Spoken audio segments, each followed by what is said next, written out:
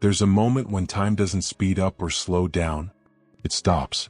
And in that frozen second, you know without a doubt that there's no fixing what comes next.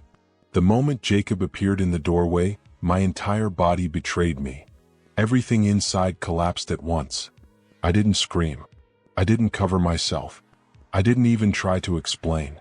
I just stood there, motionless, trapped between the worst decision of my life and the man I had sworn eternity to. Jacob's suitcase slipped from his fingers and slammed into the floor. The sound was dull, heavy, and somehow it felt like it didn't hit the ground at all. It hit straight through my chest. That was the second everything ended, not with yelling or tears, but with a quiet, irreversible truth settling into the room. And if you stay with me, you'll hear what happened after that silence, because the aftermath was even harder to survive than that first devastating moment. Tears came before language could. I cried before my mind could catch up to what was happening. Tom scrambled around me, hurriedly yanking on his clothes, mumbling excuses that barely formed sentences, desperate to disappear from the scene. But Jacob never once looked at him. His attention never left me. His expression wasn't anger. It was disbelief, devastation, a quiet fracture trying desperately to stay intact. I kept whispering, "I'm sorry," over and over, clinging to those words like they could reverse time, like apology alone could dismantle the nightmare I had created. Jacob didn't scream. He didn't slam anything. He didn't ask questions. He turned around and walked out with a silence so empty it hurt more than rage ever could. The bedroom door closed, then the front door. And with that, everything I believed about myself evaporated. I yanked on clothes and ran after him, but by the time I reached outside, his car was already backing out of the driveway. Our dog Leo barked wildly, sensing the rupture before I fully did. I stood there barefoot on the cold ground, shaking, lungs forgetting how to work. He didn't come home that night, or the next, or the next. 3 days passed. I called relentlessly. Texts, voicemails, emails, hundreds of them. I begged, explained, apologized, unraveled sentence by sentence. None of it mattered. I knew the truth the moment I saw his face that night. Something vital inside him died. He went to a hotel. I learned later that he blocked Tom immediately, completely erased him. He didn't block me, not right away, but he didn't respond either. When a message finally came through, it wasn't a conversation. It was 6 words. "I need space. Do not follow me." I should have honored that. I didn't. Fear drowned out reason. I drove to his office. They told me he wouldn't be in all week. Panic took full control. I called his parents. They knew nothing. My thoughts spiraled so violently that logic disappeared. I filed a missing person report. Looking back, it feels absurd. The cheating wife calling the police because her husband vanished. But in that moment, I wasn't rational. I wasn't thinking at all. I was terrified. A week later, the truth surfaced.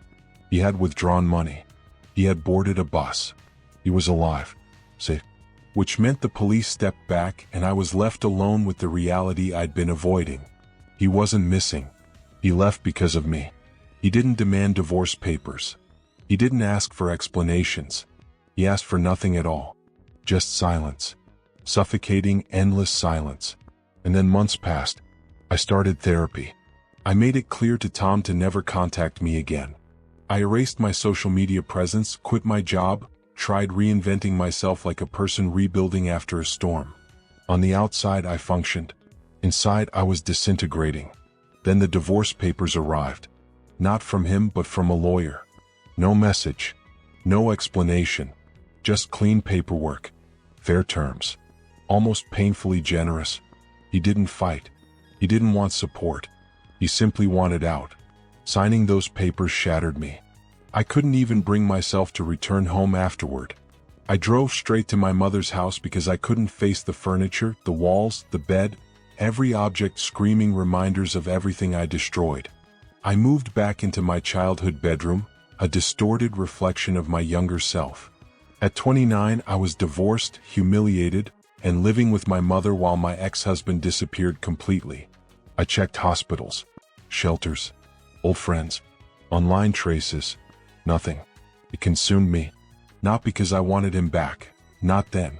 I just needed proof that he still existed. I even hoped he hated me. Hate felt survivable. Indifference didn't. Being erased entirely felt like a punishment with no end. Years passed. Therapy helped, but never completely. I rebuilt a life that looked fine from the outside. Inside, everything still circled back to that night. That door opening. That suitcase hitting the floor. 5 years after he left, I hired a private investigator. People judge me for that. Maybe they're right. But guilt doesn't fade quietly. It coils around you. I needed closure, or maybe, selfishly, absolution. The investigator found fragments. Nothing clean. Just murmurs. Cash jobs. Small rentals. A changed name. Enough to confirm what I had feared and hoped for all at once. He was alive. That knowledge reignited something dangerous. Hope. 2 more years passed before that hope turned real. 7 years after he walked out of our home, I found myself under a flickering streetlight near his workshop in a quiet coastal town. My heart pounded until it hurt. My legs barely held me up. And then he stepped outside. Older, broader, calmer. A version of Jacob I didn't recognize. He froze. So did I. My throat closed, but I forced the words out anyway. Please, can we talk? He hesitated. That pause stretched longer than the years that separated us. Then he nodded. We walked to a nearby park. I followed silently, terrified he'd turn back. When we sat down, the air itself felt unbearably heavy. I told him I was sorry, properly this time. I told him I didn't expect anything from him. That I regretted every choice, every second, every version of myself that led to that night. My voice cracked constantly, but I didn't stop. I had waited 7 years for this moment. He asked why I found him now. I told him the truth. The therapy. The searching. The investigator. The years spent trying to atone in ways he'd never see. His face shifted, shock, discomfort, something close to anger. I didn't expect forgiveness. I knew I didn't deserve it. When he finally spoke, his voice was steady. Tired, but steady. He told me he wasn't the same man anymore. That he built a good life without me. That the man who loved me died the night he saw me in that bed. Hearing it felt like something was torn loose inside my chest. But I understood that I asked for nothing. I didn't ask him to forgive me. I didn't ask him not to hate me. I thanked him for listening, and prepared to leave him forever. And then he said something I never expected. Something that didn't shatter me violently, but softly. When he said, "I forgive you," it wasn't for my sake. He made that clear. It was something he did for himself. I broke down right there. I didn't turn away. I didn't try to compose myself. The tears came freely, uncontrollably. Forgiveness doesn't rewind time. It doesn't erase betrayal or repair damage. But hearing those words loosened something I had been carrying for 7 years, a weight I didn't even realize had shaped every part of my life. Before we said goodbye, he asked me for one thing, that I never reach out to him again. I nodded without hesitation. There was no resentment in me left to argue. I understood. Completely. That night, alone in my small rented apartment not far from my mother's house, I sat in the quiet feeling strangely hollow, but lighter. I honestly believed that chapter had finally closed. It hadn't. A week later, I sent him one last letter. No return address. No emotional unraveling. Just a simple thank you, and the contact information for my therapist in case he ever needed help processing what had happened. That was it. After that, like he asked, I vanished from his life again. What he never knew was everything that happened in the years between. The legal hearings I attended alone. Sitting in sterile rooms without him once showing up. The months spent sleeping in my childhood bedroom, drowning in guilt. The friendships that faded quietly because people didn't know what to say to me anymore. The job I lost when I couldn't keep myself together. The endless therapy sessions where I tried to understand why I had destroyed the one stable thing I'd ever had. He didn't need to know any of that. Those consequences were mine to carry, not his. But what I didn't anticipate was this. Seeing him again didn't give me closure. It cracked something open. Something I wasn't prepared to face. Something that would eventually push my life in a direction I never expected. After sending that final letter, I waited for the guilt to dissolve. I thought forgiveness worked like a cure, like it would disinfect the past and let me move on. Instead, it felt like someone pressed down on a bruise I'd avoided for years. Painful, but revealing. It showed me how deep the wound had always been. The days after that were unnervingly quiet. For 7 years, my mind had never shut up. Shame, regret, anxiety, fear. Constantly wondering where he was, if he was safe, if he existed somewhere out there. That noise had kept me moving endlessly, like I was fleeing a fire that never burned out. But after hearing, "I forgive you," the noise vanished, and the silence terrified me. It forced me to confront the truth I had been avoiding all along. Forgiveness didn't repair me. It liberated him. And for the first time, I was alone with myself, stripped of excuses, stripped of punishment. That night, I went back to my mother's house. She didn't know I'd gone to see him. No one did. I had guarded his location fiercely, partly out of respect, partly because I couldn't handle anyone reminding me I had no right. She was watching television when I walked in, glasses slipping down her nose, blanket folded over her legs. One look at my face and she muted the screen. "You saw him," she said gently. I nodded. "Are you okay?" "No." That was all it took. I collapsed into her arms. I was nearly 36 years old, but in that moment, I felt like a terrified teenager again. Overwhelmed, lost, and desperate for reassurance that someday this would make sense. It didn't. Not yet. I stayed with my mom another month. My lease was ending, and truthfully, I didn't have the strength to search for another place. I felt suspended between two identities, the woman Jacob had forgiven, and the woman who still couldn't forgive herself. Therapy became my anchor. Sometimes the only thing that felt real. I went twice a week, sometimes 3 times. We talked endlessly about my childhood, the instability, the emotional chaos, how I learned to mistake comfort for boredom and turbulence for passion. My therapist forced me to examine places I had avoided my entire life. My fear of abandonment, my tendency to sabotage good things, my belief that love had to hurt to be real. She also insisted we talk about Jacob. Not as my ex-husband, not as the man I wronged, but as someone I deeply loved and deeply damaged. Holding both truths at once felt unbearable at first. Slowly, painfully, I began to admit the darker parts. The obsession, the fantasies of undoing the past, the years spent chasing relief instead of healing. "You can love someone," she finally told me, "and still be completely wrong for them." I sobbed through that entire session. In those months, I kept replaying the divorce proceedings in my head, how clinical they were. Jacob never appeared once. His lawyer handled everything.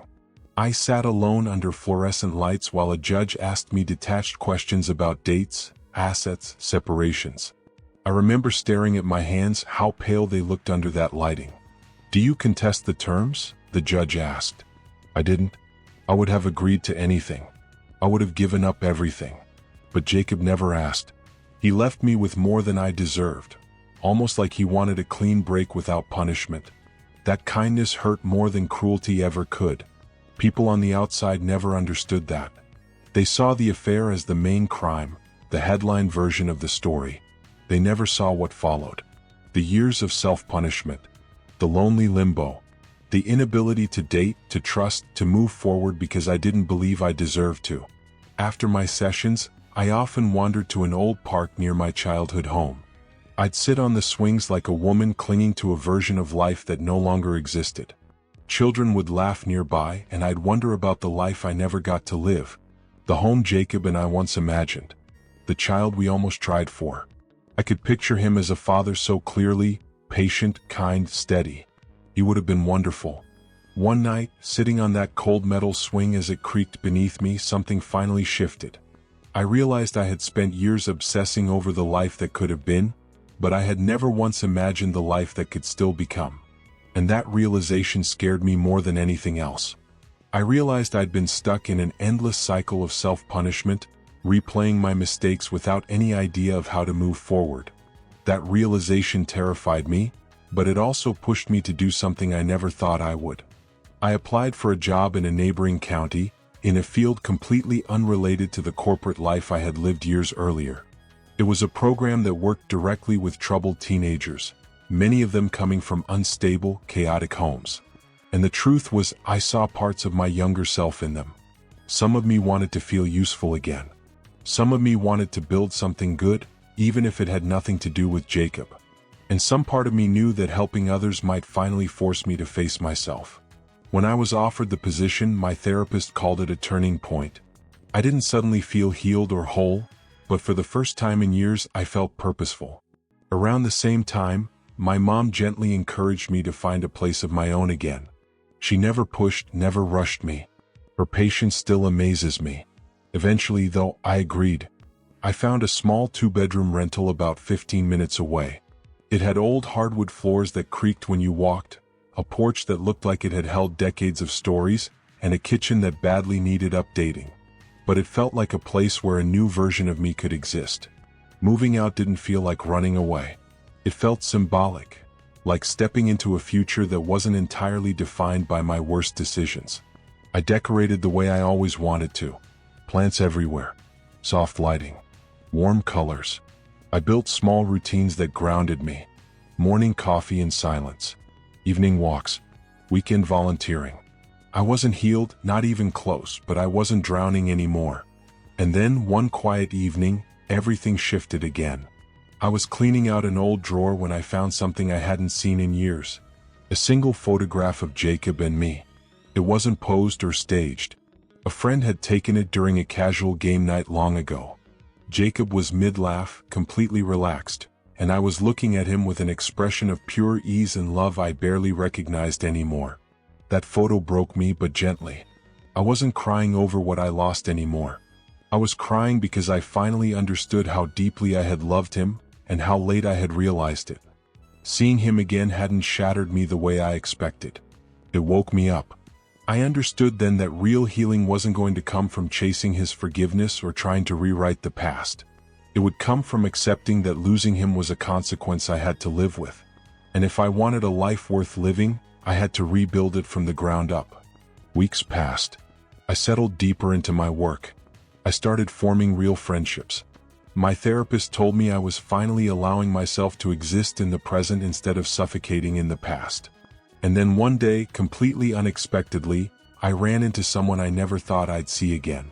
I was at the grocery store, exhausted, hair thrown into a messy bun, holding a basket filled with vegetables when I heard a familiar voice say my name. I turned, and there he was, Tom. He looked older, thinner, worn down in a way that went beyond age. My stomach dropped. Every instinct screamed at me to leave, to disappear, but I stood frozen. He said my name again, softer this time, almost like he wasn't sure I was real. I didn't want the moment. I didn't want the memory flood, didn't want to be dragged backward when I was finally learning how to move forward. But life doesn't care about timing. As he stepped closer, I noticed something in his expression that sent a chill through me. He knew something. And whatever it was, it involved Jacob. Seeing Tom there felt like being hit with 7 years of buried memories all at once. I wanted to run. But when he spoke again, something in his voice forced me to stop. He looked terrible, not superficially but deeply. Like guilt had eaten away years faster than time ever could. His shoulders sagged, his eyes were hollow. I recognized that look. I had worn it myself for years. I didn't expect to see you, he said quietly. I didn't expect to see you either, I replied, though the words came out rigid and unnatural. He glanced around nervously, then leaned in. I heard you found him. My heart slammed so hard I thought I might faint. How do you know that? I asked. His jaw tightened. Because I've been looking for him too. I stared at him, stunned. Tom, searching for Jacob, didn't make sense. Why? I asked. He swallowed hard, eyes dropping. Because I owe him an apology. And because his disappearance destroyed more lives than you realize. I didn't know whether to laugh or cry. Destroyed more lives? I said. Tom, I think I know whose life it destroyed most. He shook his head. No, you don't. I lost my marriage, my job, half my friends. Everyone blamed me and they were right. But I still wanted to make it right. I thought if I could just talk to him.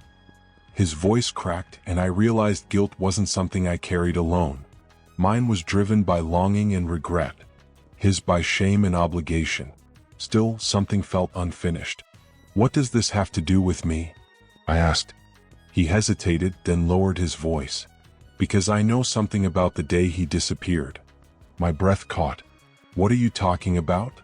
"Not here," he said quietly. "Can we go outside?" Against every instinct, I nodded. In the parking lot, the evening air cut through me. I folded my arms tightly. "Just tell me," I said. Tom rubbed his face, bracing himself. "The day you filed the missing person report, I talked to the police too." "Why?" "Because Jacob called me before he left." My heart stopped. "He told me he wasn't coming back," Tom continued, voice trembling. "He told me I ruined his life. And he said if I ever contacted him again, he'd make sure everyone knew the truth." Jacob had called him. That meant he wasn't impulsive. He was deliberate.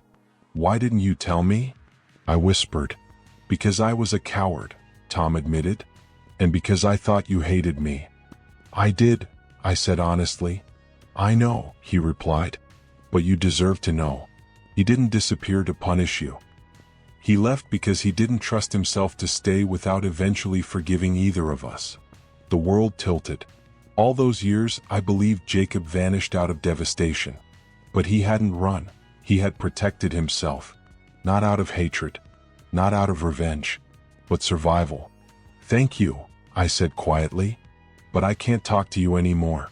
That chapter of my life is closed." He nodded. "I understand." Then he gave me a small, broken smile and walked away. I wished him peace as he walked away. I stood there watching his figure fade into the dim wash of streetlights, and something unexpected happened inside me.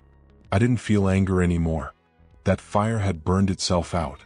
What remained was a quiet, distant sadness, the kind that comes when you finally understand how much devastation can grow from one careless, drunken night. I drove home without music, without distractions, letting his words echo in my head again and again until they lost their sharpness. Jacob had called him. Jacob hadn't disappeared on impulse. He had been thinking clearly. He had chosen deliberately. And somehow, knowing that didn't hurt, it settled me. Maybe closure isn't a single conversation or a dramatic moment. Maybe it's a gradual gathering of truths that allow the heart to breathe again little by little. After that night, life subtly shifted course. I threw myself into my work, pouring my energy into helping teenagers who were grappling with broken homes, fractured identities, and emotional instability. Watching those kids struggle through the mess left behind by adults' mistakes felt like staring into my own reflection, into the damage I had caused and the ripple effects I could never undo. But for the first time, my pain wasn't pointless. It had direction, meant something. Months rolled into a year. I built real friendships, honest, grounded ones. I filled my apartment with thrift store finds and houseplants I somehow managed not to kill. Therapy stopped being about surviving day to day and became more about figuring out who I wanted to be moving forward. I didn't date for a long time. I knew myself well enough to know I wasn't ready. I promised myself I wouldn't pull another person into my unresolved past until I trusted myself again. Still, eventually, someone did enter my life. Not with fireworks or drama or sweeping romance. It was quiet, ordinary, safe. A coworker introduced me to her older brother at a volunteer event. His name was Daniel. He was kind in a steady way, patient, gentle without being fragile. We started with coffee, then dinners, then long walks where we talked about work, family, regrets, and the futures we hoped for. I told him the truth early. Not a polished version, not a defensive one, but the real story. I expected that honesty to push him away. Instead, he looked at me and said, "Everyone has a past. What matters is who you're becoming now." No one had ever said that to me before. Even so, I never erased history. Jacob was my first great love. Losing him shaped me in ways I could never fully explain. Another year passed and life didn't become perfect or pristine, but it became steady. I visited my mom every Sunday. I saved enough to buy a small car. I rediscovered joy in quiet things. New hobbies, small personal adventures, peaceful evenings on my porch with a book. And then one afternoon, fate surprised me again. I was at a community arts fair when I heard my name. I turned, expecting a colleague or one of the parents from work. Instead, A man I barely recognized at first approached me. His hair was graying at the temples, his posture calmer, more grounded. It was Jacob's father. I froze, unsure whether to step back or lean in, but he walked straight toward me, his face softening into a familiar, gentle smile. "Sarah," he said warmly, "it's been a long time." My heartbeat stumbled. I told him I didn't know they lived nearby now. He said they had moved closer to family, closer to everything that mattered. He didn't finish the sentence, but I understood. Before I could stumble into awkward questions, he saved me. "Jacob told us he saw you," he said quietly. He said it helped him more than he expected. My eyes burned. I didn't reopen old wounds, did I? "No," he replied, resting a reassuring hand on my arm. "You gave him something he needed. Closure." Relief flooded through me. "He's doing really well," his father continued. "Married. Happy. Running a business he loves." Married. The word pierced briefly, then softened into something else. My chest loosened. I breathed more freely than I had in years. "I'm glad," I whispered. "And I meant it." He smiled. "He wishes you well." Nothing else needed to be said. We shared a few more moments, light, almost fragile conversation, and then went our separate ways. I walked home slowly, the late afternoon sun resting warm against my skin. I expected tears. They never came. There was only stillness. That night, sitting alone on my porch, a truth finally settled in. Healing was never about reclaiming what I lost. It was about forgiving myself enough to build something new. Jacob had found his peace, and for the first time, I felt my own beginning to take shape. The past will always live somewhere inside me. The guilt may never fully disappear, but it no longer owns me. It no longer defines me. When I think of Jacob now, it isn't regret or longing I feel, it's gratitude. Losing him forced me to become someone I never would have been otherwise. And for the first time in years, I can sit in the quiet, breathe deeply, and genuinely respect the person I'm becoming. That feeling, that soft, honest acceptance, finally feels like freedom. If stories like this resonate with you, real, reflective, and emotionally raw, be sure to subscribe to Dark Infidelity Stories. Don't forget to like, share, and leave a comment. Your support keeps these stories alive and helps others find their own clarity in the dark.